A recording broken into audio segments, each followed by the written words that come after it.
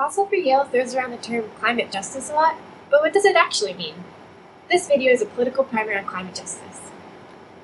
The term climate justice has its root in the term environmental justice, which sprouted out of the civil rights movement.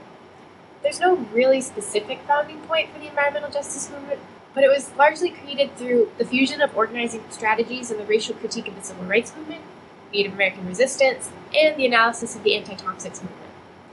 An important landmark in the movement?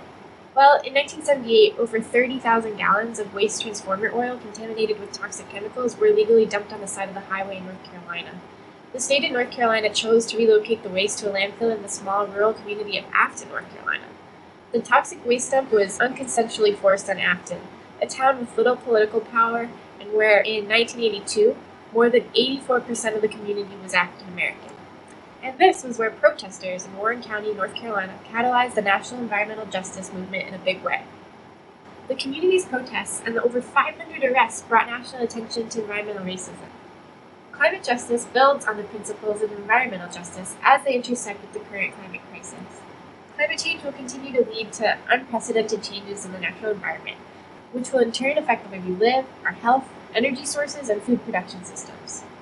These impacts are already being felt disproportionately by people living in already precarious conditions. Climate change, directly and indirectly, and on many levels, worsens and reinscribes existing inequalities faced by people of color, poor people, and people made vulnerable by a logic which puts profit over people. It's unjust that those who suffer most from climate change have done the least to cause it. A climate justice framework says that if the needs of the most impacted and marginalized can be met, everyone will be better off. This framework says that if we center communities most impacted by climate change and least responsible for its cause, then we can get at the root of what has caused both social injustice and the climate crisis in the first place. Climate justice framework acknowledges that because the world's richest and most industrialized countries have contributed most to the problem, these countries need to work hardest to take action. Yale also needs to feel a stronger obligation to work for climate justice. By profiting off of the fossil fuel industry, the industry most responsible for climate change, Yale has a direct hand in climate injustice.